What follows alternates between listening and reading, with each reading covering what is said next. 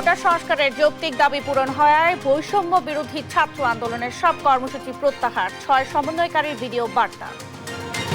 আন্দোলনের সহিংসতার বলি হয়ে হাসপাতালে কাতরাচ্ছে শতাধিক রোগী, দ্রুত চিকিৎসা না করালে পঙ্গু হওয়ার শঙ্কা, দুশ্চিন্তায় অভিভাবক। সাম্প্রতিক ঘটনা অর্থনীতির জন্য বড় ধাক্কা, পরিস্থিতি উত্তরণের সুষ্ঠু ব্যবস্থাপনার মাধ্যমে অর্থের প্রবাহ বাড়ানোর তাগিদ সংশ্লিষ্টদের। ভুয়া সার্টিফিকেট বানিয়ে চিকিৎসা দেন পাবনার সুমন, রেজিস্ট্রেশন নবায়ন করতে এসে বিএমডিসির কাছে ধরা, পুলিশের সোপর্দ। এবং জোয়ারের পানিতে তলিয়ে ভোলার ইলিশা ফেরি ঘাট, ব্যাহত ফেরি চলাচল, চরম দুর্ভোগে ভোলা লক্ষ্মীপুর রুটে যাত্রী ও পরিবহন শ্রমিক।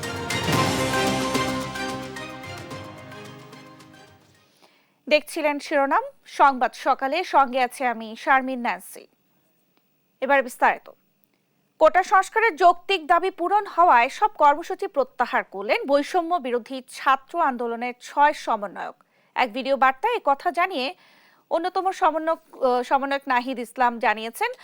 আর ভিডিও বার্তায় তিনি বলেন, কোটা সংস্কারের যৌক্তিক দাবি পূরণ হওয়ায় কর্মসূচি প্রত্যাহার করা হয়েছে। সব শিক্ষা প্রতিষ্ঠান খুলে দেওয়ার আহ্বান জানান তিনি। এছাড়া সহিংসতা ও অনাকাঙ্ক্ষিত ঘটনায় নিন্দার পাশাপাশি কোটা আন্দোলনের সময় নিহতের ঘটনা তদন্ত করে বিচারের দাবি জানান সমন্বয়করা।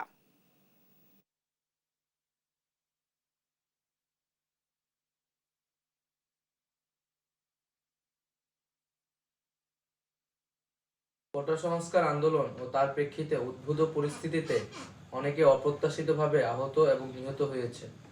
তাছাড়া রাষ্ট্রীয় স্থাপনায় অগ্নিসংযোগ সহ নানা সহিংস ঘটনা ঘটেছে। আমরা এই সকল অনাকাঙ্ক্ষিত ঘটনা তীব্র নিন্দা জানাই এবং সুষ্ঠু তদন্ত সাপেক্ষে দ্রুত বিচারের দাবি জানাচ্ছি। আমাদের প্রধান দাবি ছিল কোটার যৌক্তিক সংস্কার, যা ইতিমধ্যে সরকার পূরণ করেছেন। এখন শিক্ষার সুষ্ঠু পরিবেশ নিশ্চিত করার লক্ষ্যে দ্রুত শিক্ষা প্রতিষ্ঠান খুলে দেওয়ার জন্য সরকারের প্রতি জোর আহ্বান জানাই। সার্বিক স্বার্থে আমরা এই মুহূর্তে থেকে আমাদের কর্মসূচি প্রত্যাহার করছি। আন্দোলনের নামে মানুষ হত্যায় জড়িতদের খুঁজে খুঁজে বিচার নিশ্চিত করা হবে বলে জানিয়েছেন প্রধানমন্ত্রী শেখ হাসিনা। কোটা আন্দোলন ঘিরে সহিংসতায় নিহত 34 জনের স্বজনদের সঙ্গে সাক্ষাৎ ও সহায়তা প্রদানকালে এসব কথা বলেন তিনি। প্রধানমন্ত্রীর প্রশ্ন, সাধারণ মানুষের কি দোষ ছিল, কেন জ্বালিয়ে পুড়িয়ে সম্পদ ধ্বংস করা হলো? বিস্তারিত থাকছে জয় যাদবের রিপোর্টে। কোটা আন্দোলনের নামে সাম্প্রতিক সহিংসতায় নিহত রংপুরের বেগম রোকেয়া বিশ্ববিদ্যালয়ের ইংরেজি বিভাগের শিক্ষার্থী আবু সাইদের স্বজনরা রোববার দুপুরে গণভবনে সাক্ষাৎ করেন প্রধানমন্ত্রী শেখ হাসিনার সঙ্গে। এ সময় তাদেরকে সমবেদনা জানান প্রধানমন্ত্রী। একই সঙ্গে দেশের বিভিন্ন জায়গায় নিহত 34 জনের পরিবারের সদস্যরা প্রধানমন্ত্রীর সাথে সাক্ষাৎ করেন। ৭৫-এর 15ই আগস্টে স্বজন হারানোর কথা স্মরণ করে আপ্লুত শেখ হাসিনা বলেন, যারা স্বজন হারিয়েছেন তাদের সান্ত্বনা দেওয়ার ভাষা নেই। এই যে বারবার যে এই ধরনের ঘটনা ঘটাবে, এই সন্ত্রাসী ঘটনা ঘটাবে, এটা তো কাম্য না। আর মানুষ কি দোষ করলো যেভাবে মানুষ খুন করতে হবে? মানুষ খুন করে সরকার পতন, এটা কবে হয়, কখন হয়? সাধারণ মানুষ কি দোষ করেছে? আমি আসলে আপনাদেরকে আমি কি বলে সান্ত্বনা দেব? আমি খালি একটু বলবো যে আমি আপনাদের মতনই একজন, বাবা মা ভাই হারানো সেই এতিম। কাজে আপনাদের কষ্ট আমি বুঝি, আমি আছি আপনাদের জন্য, আপনাদের পাশে। সব শোক বুকে নিয়ে দেশের মানুষের কল্যাণই তার লক্ষ্য বলে জানান প্রধানমন্ত্রী। বলেন, প্রতিটি হত্যাকাণ্ডের বিচার হবে। 3 রাত পরিশ্রম করে যাচ্ছি শুধু কারো এই দেশের মানুষের জন্য, কিন্তু আজকে এইভাবে বাধা দেওয়া, যা কিছু করি জ্বালায় পরে শেষ করে দেওয়া, এটা তো কোনো দিনই গ্রহণযোগ্য না। বা সাধারণ মানুষই তো সুবিধা পেত। আমার চেষ্টা থাকবে যারা এই খুনের সঙ্গে জড়িত খুঁজে খুঁজে বের করে তারা অবশ্যই যেন শাস্তি পায়, সেটাই আমার প্রচেষ্টা থাকবে, সেটাই আমি করবো। আপনাদেরও সাহায্য চাই, কারণ আপনাদের কাছে তো সাহায্য, যদি আপনারা কিছু জানেন চেনে আমাদের জানাবেন। কারণ এইভাবে বারবার বাংলাদেশটাকে নিয়ে খেলা, এটা আর হতে দেওয়া যায় না। পরে নিহতদের পরিবারের সদস্যদের হাতে আর্থিক সহায়তা হিসেবে পারিবারিক সঞ্চয়পত্র ও নগদ অর্থ তুলে দেন প্রধানমন্ত্রী শেখ হাসিনা। জয় যাদব, দেশ টিভি, ঢাকা। কোটা আন্দোলনের নামে সহিংসতায় আহতদের দেখতে রাজারবাগ কেন্দ্রীয় পুলিশ হাসপাতাল এবং শাহবাগে বঙ্গবন্ধু শেখ মুজিব মেডিকেল বিশ্ববিদ্যালয় হাসপাতালে যান প্রধানমন্ত্রী শেখ হাসিনা। বিকেল 5টার দিকে প্রথমে পুলিশ হাসপাতালে যান প্রধানমন্ত্রী। এ সময় সহিংসতায় আহত পুলিশ সদস্যদের চিকিৎসার খোঁজ খবর নেন তিনি। কথা বলেন আহতদের স্বজনদের সঙ্গে। সেই সঙ্গে আহত পুলিশ সদস্যদের সব ধরনের চিকিৎসা সেবা নিশ্চিতের আশ্বাস দেন প্রধানমন্ত্রী। পরে শাহবাগে বঙ্গবন্ধু শেখ মুজিব মেডিকেল বিশ্ববিদ্যালয় হাসপাতালে আহতদের দেখতে যান বঙ্গবন্ধু কন্যা। আহতদের শারীরিক অবস্থার খোঁজ খবর নিয়ে যথাযথ চিকিৎসার কথা জানান প্রধানমন্ত্রী শেখ হাসিনা। আহতদের পরিবারের সদস্যদের প্রতি সমবেদনাও জানান তিনি।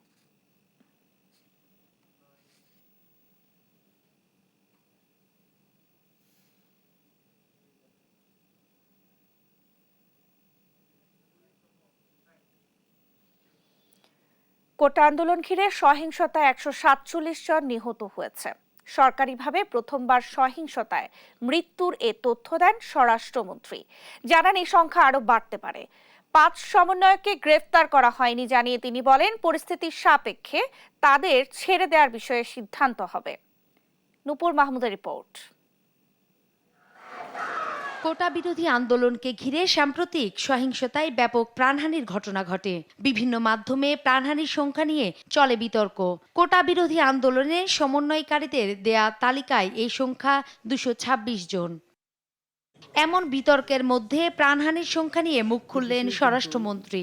জানালেন, বিভিন্ন রিপোর্ট ও হাসপাতালের তথ্য অনুযায়ী নিহত হয়েছেন 147 জন। তবে আরও বাড়তে পারে এই মৃত্যুর সংখ্যা।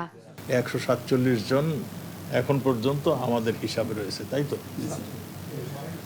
হ্যাঁ, মৃত্যুর সংবাদ আমাদের কাছে আছে। আমরা আরও যাচাই বাছাই করছি। আমরা যদি আরো দু একজনের খবর পাই, আমরা এটা ইনক্লুড করব। এখন পর্যন্ত আমাদের কাছে যা আছে সেইগুলোর মানে একটা পরিসংখ্যান আপনাদেরকে আমরা আজকে এখন দেব। স্বরাষ্ট্রমন্ত্রী জানান, কোটা সংস্কার আন্দোলনের 5 সমন্বয়কারীকে গ্রেফতার করা হয়নি। পরিস্থিতির সাপেক্ষে তাদের ছেড়ে দেওয়া হবে কিনা সেই সিদ্ধান্ত জানানো হবে। আমরা তাদেরকে এখনো অ্যারেস্ট করিনি। আমাদের হেফাজতে আছে। আমরা শীঘ্রই চিন্তা করছি যে তাদের যদি এই রিস্কটা মুক্ত হয়ে যায় তাহলে আমরা ছেড়ে দিতে পারবো কিনা সেটা আমরা হিসাব নিকাশ করছি। পুলিশ যদি মনে করে যে তাদের রিস্ক ফ্রি, তখনই তাদের ছেড়ে দেওয়া হবে। আন্দোলনকে সামাল দিতে কেন সেনাবাহিনীকে মাঠে নামানো হলো আবারও দিলেন সে ব্যাখ্যা। কথা বলেন গণগ্রেফতারের বিষয়েও। বলেন, গোয়েন্দাদের দেয়া তালিকার ভিত্তিতে ভিডিও ফুটেজ দেখে গ্রেফতার করা হচ্ছে। দায়িত্বটা তো কেউ নিতে হবে। নূপুর মাহমুদ, দেশ টিভি, ঢাকা। নিরাপত্তার স্বার্থে কোটা আন্দোলনের 5 সমন্বয়কে ডিবি হেফাজতে নেওয়া হয়েছে বলে জানিয়েছেন ঢাকা মহানগর পুলিশের অতিরিক্ত পুলিশ কমিশনার হারুনুর রশিদ। আন্দোলনকারীদের সঙ্গে কারা কারা যোগাযোগের চেষ্টা করেছে, হেফাজতে থাকা সমন্বয়কারীরা তাদের নাম ও ফোন নাম্বার দিয়েছে বলেও জানান ডিবি প্রধান। এদিকে মেট্রোল স্টেশনে হামলার ঘটনায় 4 জনকে গ্রেফতার করেছে ডিবি। বিস্তারিত থাকছে শাহাদাত তিশাদের রিপোর্টে। গেল শুক্রবার রাতে বৈষম্য বিরোধী ছাত্র আন্দোলনের 3 সমন্বয়ক নাহিদ ইসলাম, আসিফ মাহমুদ এবং আবু বাকের মজুমদারকে হেফাজতে নেয় ডিবি। এর পরদিন আরও 2 সমন্বয়ক সারজিস আলম ও হাসনাত আবদুল্লাহকেও ডিবি হেফাজতে নেওয়া হয়। তবে ঘটনাকে স্বাভাবিকভাবে নেয়নি সংগঠনটি ও তাদের পরিবার। শনিবার তাদের সঙ্গে দেখা করতে ডিবি কার্যালয়ে গিয়েও ফিরে যায় বিশ্ববিদ্যালয় শিক্ষক নেটওয়ার্কের 12 সদস্যের প্রতিনিধি দল। বিষয়টি নিয়ে মুখ খুললেন ডিবি প্রধান হারুনুর রশিদ। রোববার দুপুরে তিনি সাংবাদিকদের জানান, নিরাপত্তার স্বার্থে 5 সমন্বয়ককে হেফাজতে নেওয়া হয়েছে। আর এটা কেন আপনারা হয়তো বলতে পারেন যে শুধু তাদের ক্ষেত্রে কেন, আপনারা জানেন এই লোকগুলিকে ঘিরেই, এই কোমলমতি শিক্ষার্থীদেরকে ঘিরেই কিন্তু একটি অসাধু চক্র জামাত বিএনপি, যারা তাদের সুযোগকে অনুপ্রবেশ করে তারা ঢাকা শহরকে, তারা একটা গণতান্ত্রিক সরকারকে তারা পতন ঘটাতে চেয়েছিল। ঠিক কতদিন তাদের হেফাজতে রাখা হবে সে বিষয়টিও স্পষ্ট করেন তিনি। ওটা আমরা তাদের সাথে কথা বলবো, তার পরিবারের সাথে কথা বলবো। এই আন্দোলনের মধ্যে কারা কারা আপনাদের সাথে যোগাযোগ করেছিল, কারা কারা আপনাদেরকে বিভিন্নভাবে উস্কানি দিয়েছিল, এটা আমরা জানতে চেয়েছি। তারা কিছু নাম্বারও আমাদের বলেছে, নামও দিয়েছে। এ সময় সমন্বয়কদের পরিবারকে দুশ্চিন্তা না করারও আহ্বান জানান ডিবি প্রধান। এদিকে মিরপুর 10 ও কাজীপাড়া মেট্রো রেল স্টেশনে হামলা, ভাঙচুর ও অগ্নিসংযোগের ঘটনায় ছাত্রদলের যুগ্ম সাধারণ সম্পাদক আবু হান্নান তালুকদার সহ 4 জনকে গ্রেপ্তার করেছে ডিবির সাইবার ক্রাইম দক্ষিণ বিভাগ। ডিবির প্রধান জানান, বিএনপি নেতা সুলতান সালাউদ্দিন টুকু সাইফুল ইসলাম নীরবের নির্দেশনায় মেট্রো স্টেশনে আগুন দেওয়ার কথা স্বীকার করেছে হান্নান ও তার সহযোগীরা। তাকে আমরা গ্রেপ্তার করার পরে তিনি নিজেই বলেছেন মিরপুরে 10 নম্বরে ছিল এবং তিনি তার যে 2 নেতা এবং তার যে ঊর্ধ্বতন যে নেতৃবৃন্দ রয়েছে সুলতান সালাউদ্দিন টুকু, সাইফুল ইসলাম নীরব এবং এদের প্রেরণায় সহযোগিতায় এদের কাছ থেকে তারা এগুলি নিয়ে তারা এই জায়গাগুলিতে তারা আগুন লাগিয়েছে। কোটা আন্দোলন ঘিরে নাশকতার পরিকল্পনা অস্ত্রদাতাদেরও আইনের আওতায় আনা হবে বলে জানান ডিবির প্রধান। তারা মূলত শাহাদাত নিশাদ, দেশ টিভি, ঢাকা। কোটা আন্দোলন ঘিরে সহিংসতায় গুলিবিদ্ধ হয়েছে শিশুসহ অসংখ্য নিরীহ মানুষও। শরীর থেকে এখনো বুলেট বের করতে পারেনি অনেকেই। দ্রুত হাসপাতালে না যাওয়ায় অঙ্গ কেটে ফেলার ঘটনাও ঘটেছে। চিকিৎসকরা জানান, চেষ্টার কমতি রাখছেন না তারা। এম এ আজিমের রিপোর্ট, ক্যামেরায় ছিলেন সজীব রহমান।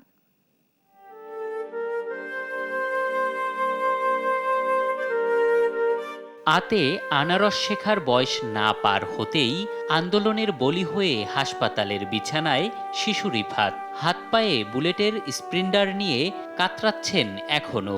জীবনের দীপ্ত আলো জ্বলে ওঠার আগেই যেন নিভু নিভু করছে এখন।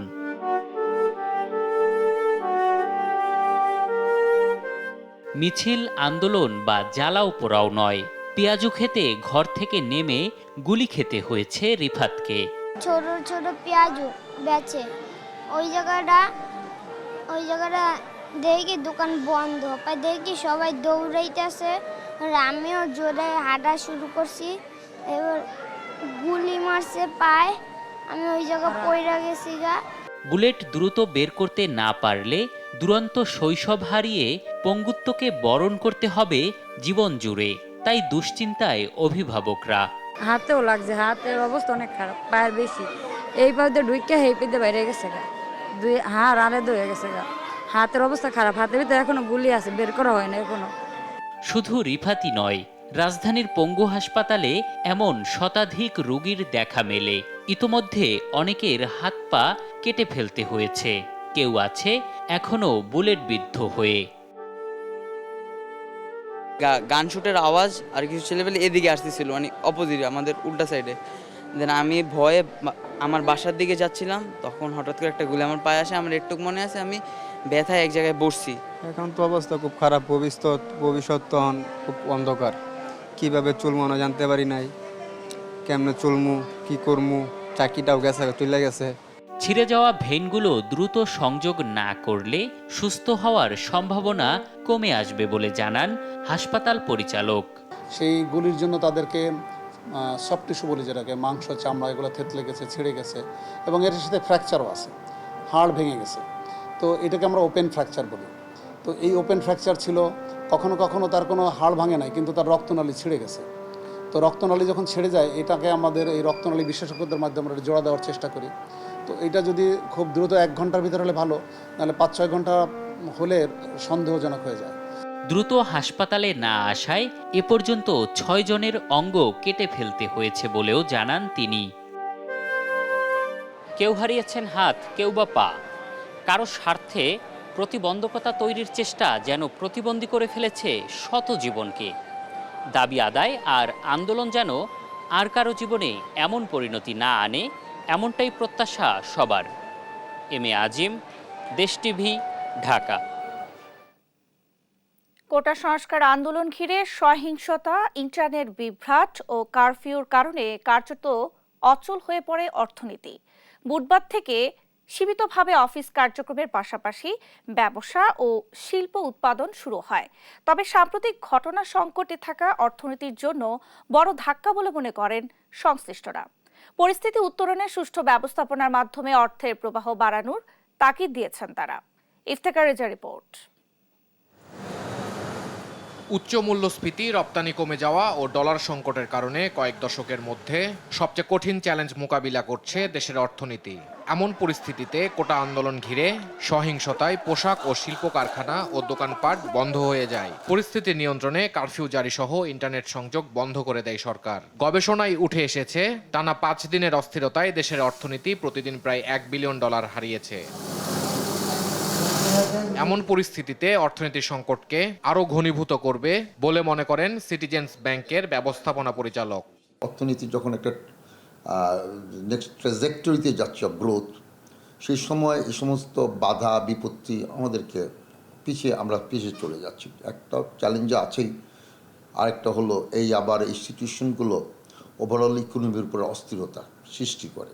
কারণ যে কোনো আনস্টেবল আপনি যদি পলিটিক্যাল সিচুয়েশন বা সোশ্যাল আনরেস্ট হয়, সেটা ইকোনমিক অ্যাক্টিভিটিসের উপরে মাল্টিপ্লায়ার ইম্প্যাক্ট পড়ে। দেশের এমন পরিস্থিতির প্রভাব পড়েছে আমদানি, রপ্তানি ও রেমিটেন্স প্রবাহেও। এমন অবস্থায় হুন্ডি বন্ধ করে ব্যাংকিং চ্যানেলে টাকার প্রবাহ ধরে রাখা জরুরি বলে মত তার। ট্রেড বেসড মানি লন্ডারিং এটা একটা বিরাট একটা দায়ী, কারণ টাকা তো অনেক পাচার হয়ে গেছে, তাহলে হুন্ডির জন্ম হলো কী করে? আমরা চাচ্ছি যে সবসময় সরকারও চায়, আমরাও যারা ব্যাংকার আমরাও চাই যে ফর্মাল চ্যানেলে টাকাটা আসুক। দেশের আর্থিক খাত শক্তিশালী করতে সুশাসন ও স্বচ্ছতা জরুরি বলে মনে করেন তিনি। কিছু কিছু ইস্যুজ আছে সেটা পলিটিক্যালি নেবেন এবং সেটা ইকোনমির সাথে আমাদের অ্যালাইনমেন্ট করেই করতে হবে। যে রাজনৈতিক সিদ্ধান্ত ইকোনমিক সিদ্ধান্তের উপরে অনেক ইম্প্যাক্ট পড়ে। সবচেয়ে বড় কথা আমি বলবো সব জায়গায় গভর্নেন্সের জায়গাটা, ট্রান্সপারেন্সির জায়গাটায় ফোকাস করতে হবে, মানুষের কনফিডেন্সটা ফিরিয়ে আনতে হবে। আর্থিক খাতের সংকটে বিশ্বস্ত আমানতদার হয়ে গ্রাহকদের পাশে থাকার অঙ্গীকার করেন সিটিজেন্স ব্যাংকের ব্যবস্থাপনা পরিচালক। ইফতেখার রেজা, দেশ টিভি, ঢাকা। 5 বছর চিকিৎসার নামে প্রতারণার পর অবশেষে ধরা পড়লেন পাবনার চাটমোহরের এক ভুয়া চিকিৎসক। যুক্তরাষ্ট্রে অবস্থানরত এক চিকিৎসকের বিএমডিসি রেজিস্ট্রেশন নম্বর ব্যবহার করে ভুয়া সার্টিফিকেট বানিয়ে প্রতারণা করে আসছিলেন সুমন রানা নামে ওই ব্যক্তি। রেজিস্ট্রেশন নবায়ন করতে এসে ধরা পড়ে বিএমডিসির কাছে। পরে পুলিশের হাতে তুলে দেন বিএমডিসির কর্মকর্তারা। হাসান মাহমুদের রিপোর্টে বিস্তারিত। পাবনার চাটমোহরের সুমন রানা যুক্তরাষ্ট্রে অবস্থানরত চিকিৎসক ডাক্তার মোহাম্মদ সুমনের বিএমডিসি রেজিস্ট্রেশন ব্যবহার করে চিকিৎসা দিয়ে আসছিলেন স্থানীয় মডার্ন ডায়াগনস্টিক সেন্টারে। বিএমডিসির সার্টিফিকেট, শাহাবুদ্দিন মেডিকেল কলেজের ইন্টার্ন সার্টিফিকেট, জাতীয় পরিচয়পত্র, এমনকি সেই নামে টিন সার্টিফিকেট বানিয়েছেন সুমন রানা। রোববার রেজিস্ট্রেশন জরুরি নবায়ন ফর্ম পূরণ করে এসব কাগজপত্র জমা দিলে ধরা পড়ে বিএমডিসির কাছে।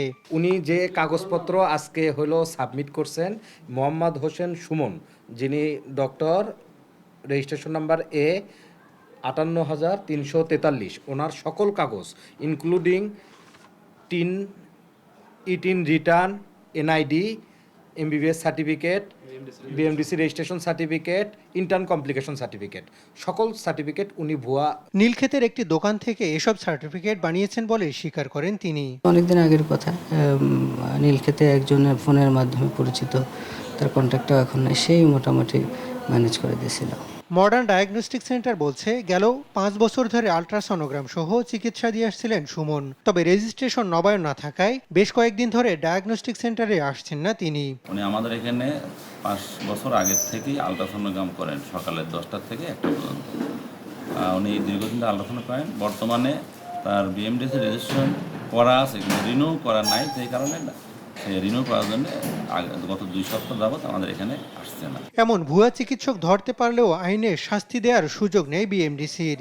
এক্ষেত্রে ভুয়া চিকিৎসক শনাক্তে সংশ্লিষ্ট প্রতিষ্ঠান ও চিকিৎসকদের বড় দায় দেখছেন বিএমডিসির রেজিস্ট্রার। যে ভুয়া ডাক্তারদের পাশে যদি আমাদের রিয়েল রেজিস্টার্ড ফিজিশিয়ানসরা বসে, ওনাদের তো বোঝা উচিত এবং ওনাদেরকেই আসলে সহযোগিতার হাতটা বাড়াতে হবে কীভাবে ভুয়া ডাক্তার ধরা যায় আর কি। এখন সবাই একইভাবে তৎপর না, সেটাই হলো বড় দুঃখজনক ব্যাপার। যদি সবাই সমভাবে আসলে এই জিনিসটার প্রতি দৃষ্টি দিত, নজর দিত, তাহলে আমার মনে হয় যে আমরা অনেকাংশেই এই ভুয়া ডাক্তার চিহ্নিত করতে সফলকাম হতাম। এদিন জিজ্ঞাসাবাদ শেষে সুমনকে শাহবাগ থানা পুলিশের হাতে তুলে দেয় বিএমডিসি। হাসান মাহমুদ, দেশ টিভি, ঢাকা। দেখছেন সংবাদ সকাল। জোয়ারের পানিতে তলিয়ে গেছে ভোলার ইলিশা ফেরিঘাট। ব্যাহত হচ্ছে ফেরি চলাচল। দিনে 6 ঘন্টা বন্ধ থাকছে পণ্য উঠানামা। এতে চরম দুর্ভোগ পোহাতে হচ্ছে ভোলা লক্ষ্মীপুর রুটে চলাচলকারী যাত্রী ও পরিবহন শ্রমিকদের। 1 সপ্তাহ ধরে এই অবস্থা চললেও ব্যবস্থা না নেয়ার অভিযোগ যাত্রীদের। সহকর্মী ছোটন সাহার তথ্য ও ছবিতে আরও জানাচ্ছেন আপন অপু। 1 সপ্তাহের বেশি সময় ধরে জোয়ারের পানিতে ডুবে আছে ভোলার ইলিশার দুটি ফেরিঘাট। যানবাহন ওঠানামা করতে না পারায় ব্যাহত হচ্ছে ফেরি চলাচল। বিপাকে পড়েছেন শ্রমিকরা। ঘাটটাও ডুবে রয়েছে, আমরা গাড়ি উঠা নামা করতে খুব কষ্ট পাইছি। 1 থেকে 2 ঘন্টা লাশের গাড়িও পর্যন্ত নামতে পারে নাই। 3 ঘন্টা 4 ঘন্টা ঠিক আছে, পানির মধ্যে ঠিক আছে, আমরা ফেরি মধ্যে থাকি। আমরা এর ভোগান্তির কোনো শেষ নাই। আমরা চাচ্ছি সরকারের কাছে বা এলাকাবাসীর কাছে বা ঘাট কর্তৃপক্ষের কাছে যেন এটা আরেকটু হাই করে ফেরি আসার সাথে যেন আমরা তাড়াতাড়ি ফেরি থেকে নামতে পারি। এমন পরিস্থিতিতে যাত্রীরাও পড়েছেন চরম ভোগান্তিতে। ফেরির জন্য বসে থাকতে হচ্ছে ঘন্টার পর ঘন্টা। আবার কেউ কেউ ঝুঁকি নিয়েই পার হচ্ছে নৌকায় করে। বাচ্চা কাচ্চা নিয়ে অনেক কষ্ট না, জোয়ারের পানিতে যে পার হতে পারতেছি না আমরা। এই ফেরিঘাটটা যদি ভালোভাবে মেরামত করা হতো তাহলে যাত্রী যাতায়াত করতে বা গাড়ি চলাচলতি করতে মানে অনেকটাই সুবিধা হইতো বা যাত্রীর জন্য অনেক ভালো হইতো। এখানে মানুষের যাতায়াতের জন্য, মানুষের সুবিধার্থের জন্য এখানে ভালো রাস্তার প্রয়োজন। ঘাটটা তলায় যাওয়ার কারণে অনেক অসুবিধা, আমরা নামতে পারি। বিশেষ করে মহিলারা আছে, বাচ্চারা আছে, হ্যাঁ, এদের অনেক কষ্ট হচ্ছে। এদিকে ঘাট সংস্কারের আশ্বাস দিয়েছে ফেরি কর্তৃপক্ষ। আমরা বিএডব্লিউ থেকে গিয়ে বলছি না, এটা বিএডব্লিউ থেকে মামুন সাহেব আসছে, এটা ওনারা করবে কাজ। এখন ওই যে অতি জোয়ারের কারণে বাড়ছে, তো এখন আবার কমতেছে। শিগগিরই জনদুর্ভোগ লাঘবে ব্যবস্থা নেওয়ার দাবি যাত্রী ও শ্রমিকদের। নিউজ ডেস্ক, দেশ টিভি। দীর্ঘ 8 বছর ধরে প্রায় অচল পটুয়াখালীর কেশবপুর ইউনিয়নের যাতায়াতের প্রধান সড়কটি। এরই মধ্যে ভরিপাশা খেয়াঘাট থেকে মাছের খেয়াঘাট পর্যন্ত 1 কিলোমিটার সড়ক বিলীন হয়েছে আলগি নদীতে। এতে স্থানীয় 30,000 মানুষকে ঝুঁকি নিয়ে চলতে হচ্ছে সাঁকো দিয়ে।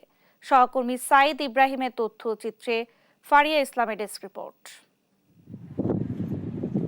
প্রায় 1 যুগ ধরে আলগি নদীতে চলাচল করা ঢাকাগামী দ্বিতল লঞ্চের ঢেউয়ে ভাঙতে শুরু করে পটুয়াখালীর বাউফল উপজেলার এই সড়কটি। বর্তমানে সড়কটির বেশিরভাগ অংশ বিলীন হয়েছে নদীতে। এতে এই সড়কে প্রায় বন্ধ যান চলাচল। বাউফল উপজেলা শহরের সাথে কেশবপুর ইউনিয়নের যোগাযোগের প্রধান মাধ্যম এই সড়কে সাঁকো তৈরি করে জীবনের ঝুঁকি নিয়ে চলাচল করছে স্থানীয়রা। এই যে এই রাস্তার কারণে গাড়ি ঘোড়া চলে না। তারপর হয়েছে যদি ক্লাস থাকে 10টায়, আমাদের 7টায় বের হইতে হয়, যেহেতু হাইটা যাইতে হয়। দুর্ভোগের শেষ। আমি আইছি হাক্কাপাড়া সাইড দিয়ে হাক্কাপাড়া আইছি, আমি পড়িয়ে যাওয়া ধরছিলাম। আর বৃষ্টি হয়তো আমরাই যায় না। 9 থেকে 10 বছর পর্যন্ত এইরকম লঞ্চের ঢেউতে ভাঙ্গে যায়, মানুষ যাতায়াত করতে পারে না। অনেক লোক হুন্ডায় গুনে পড়িয়া মাজা ভাঙ্গে, হাত ভাঙ্গে, পাও ভাঙ্গে। 2 ইউনিয়নের লোকজন যাতায়াতে বিপদগামী এবং কোনো একটা অসুস্থ রোগী যে ডাক্তার দেখাইতে বাউফল যাবে বা বরিশাল যাবে, যাওয়ার কোনো বিকল্প রাস্তা নেই। স্থানীয় জনপ্রতিনিধিরা বারবার বাঁধ ও সড়ক নির্মাণের আশ্বাস দিলেও কাজ হয়নি। এতে ক্ষুব্ধ সাধারণ মানুষ। প্রতিনিধি যারা আছে হারা একটু এদিকে খেয়াল নেবে। এত কিছু রিকোয়েস্ট করার পরও এই রাস্তাটাই ভেরিবেটটা কোনো কিছু করতেছে না পর্যন্ত। রাস্তা গাড়ি কিবা করে আমরা যাইতে পারি না, কিন্তু বারবার ওনার এমপি বানাই, উনি কি করে আমাগুলোকে? কিছুই তো করে না জনগণের লিগে। আমাগো চেয়ারম্যান হওয়ার আগেই মনে করেন কিছু মাটি ফেলাইছে, তারপর কইছে হওয়ার পর আমি 1 মাসের মধ্যে এটা করে দেবো, কিন্তু তার মধ্যে করে দেওয়া হয়নি। পানি উন্নয়ন বোর্ড বলছে আলগি নদীতে গভীরতা কম থাকায় ভাঙছে পার, তবে ভাঙন রোধে ফেলা হচ্ছে জিও ব্যাগ। যেহেতু ওখানে লঞ্চ চলাচল করে আর ওখানে হচ্ছে আপনার নদীতে স্বাভাবিক যে গভীরতা থাকে তার থেকে ওখানে কম, ওটা আসলে ড্রেজিং দরকার। জিও ব্যাগ দিয়ে এখানে ডাম্পিং করা হবে। জিও ব্যাগ ডাম্পিং করে অস্থায়ী বা হচ্ছে প্রিকশনারি প্রোটেকশনের মাধ্যমে ভাঙন রোধ করা হবে। পানি উন্নয়ন বোর্ড নদী শাসনের কাজ শেষ করলে সড়ক মেরামতের ব্যবস্থা নেওয়ার কথা জানায় এলজিএডি। পানি উন্নয়ন বোর্ড নদী শাসনের কাজ, নদীর যে প্রোটেকশনের যে কাজগুলো আছে সে কাজগুলো শেষ করার পর করে যথাযথ যে কাজের প্রয়োজন সে কাজ করার উদ্যোগ আমরা এলজিডি থেকে নিব আর কি। দ্রুত টেকসই সড়ক নির্মাণ করে স্থানীয়দের ভোগান্তি দূর করবে সরকার, আশা ভুক্তভোগীদের। নিউজ ডেস্ক, দেশ টিভি। কোটা সংস্কার আন্দোলনে দুর্বৃত্তের হামলায় নিহত হন পিবিআই নারায়ণগঞ্জের পুলিশ ইন্সপেক্টর মাসুদ পারভেজ ভুইয়া। তাকে হারিয়ে স্ত্রী, 3 সন্তান, মা ও স্বজনদের মাঝে চলছে শোক। দ্রুত হত্যাকারীদের শনাক্ত করে বিচারের আওতায় আনার দাবি জানান তারা। নারায়ণগঞ্জ ও ময়মনসিংহ থেকে সহকর্মী বিলাল হোসাইন ও ইলিয়াস আহমেদের পাঠানো তথ্যচিত্রে ডেস্ক রিপোর্ট। 19 জুলাই শুক্রবার ছুটির দিন থাকায় সারাদিন রামপুরার বনশ্রীতে নিজ বাসাতেই পরিবারের সাথে ছিলেন নারায়ণগঞ্জ পিবিআই এর ইন্সপেক্টর মাসুদ পারভেজ ভুঁইয়া। সন্ধ্যায় প্রয়োজনীয় জিনিস কিনতে বাইরে বের হলে দুর্বৃত্তরা তার পরিচয় জানার পর হামলা চালায়। পরে চিকিৎসাধীন অবস্থায় রাজারবাগ হাসপাতালে 21 জুলাই সকালে মারা যান এই পুলিশ কর্মকর্তা। পরিবারের অভিভাবক হিসেবে দায়িত্ব পালন করে আসা মাসুদকে হারিয়ে দিশেহারা স্বজনরা। আমার দাবি বিচার চাই, বিচার চাই, আর কিছু চাই না। আমাদের কিভাবে ছেড়ে চলে যাবে আমরা কখনো কল্পনা করতে পারিনি। বাইরের 2টা মেয়ে 1টা ছেলে, ওদের পড়াশোনা, ওদেরকে দেখাশোনা করার মতো এখন আর কেউ নাই। এদিকে পরোপকারী পুলিশ কর্মকর্তাকে হারিয়ে নির্বাক এলাকাবাসীও। খুব ভালো মানুষ ছিলেন উনি, আইসা এলাকাবাসীর খোঁজখবর নিতেন, ভালো মন্দ দেখতেন। নিহতের পরিবারকে সহযোগিতা করার আশ্বাস দেন পিবিআই নারায়ণগঞ্জের পুলিশ কর্মকর্তারা। আমরা সহকর্মী হিসাবে আমরা আমাদের সবচেয়ে ভালো একটা মনের মানুষ এবং ভালো একটা পুলিশ অফিসারকে হারিয়েছি। এ কারণে আমাদের পুলিশ সুপার স্যার সহ আমরা যারা সহকর্মী আছি সবাই আমরা মর্মাহত। মাসুদ স্যারে যারা হত্যা করছে তাদের শনাক্ত করে তাদের প্রয়োজনীয় আইনের আওতায় এনে এবং বিচার কার্যকরী ব্যবস্থা গ্রহণ করতে আমরা সবাই জোর দাবি জানাচ্ছি। আমাদের পুলিশ ডিপার্টমেন্ট থেকে, পুলিশ হেডকোয়ার্টার্স থেকে যে আমাদের যে নিয়ম আছে সেই নিয়ম অনুসারে যা যা সহযোগিতা পাওয়ার সেগুলি সে অবশ্যই পাবে। এটা তো হায়ার অথরিটি বা পুলিশ হেডকোয়ার্টার্সের মন্ত্রণালয়ের তাদের সিদ্ধান্ত অনুসারে এগুলি ডিসিশন নেওয়া হবে পরবর্তীতে। এদিকে দুষ্কৃতিকারীদের হামলায় 3 পুলিশ সদস্য সহ এক আনসার সদস্য নিহতের কথা জানান স্বরাষ্ট্রমন্ত্রী। 3 জন পুলিশ, একজন আনসার শাহাদাত বরণ করেছেন, একজন পুলিশ মৃত্যু মুখে। আমাদের এক পুলিশ সদস্যকে মেরে তারপরে তাকে ঝুলিয়ে রেখেছেন। 21 জুলাই ময়মনসিংহে পারিবারিক কবরস্থানে দাফন করা হয় মাসুদ পারভেজ ভুঁইয়াকে। নিউজ ডেস্ক, দেশ টিভি।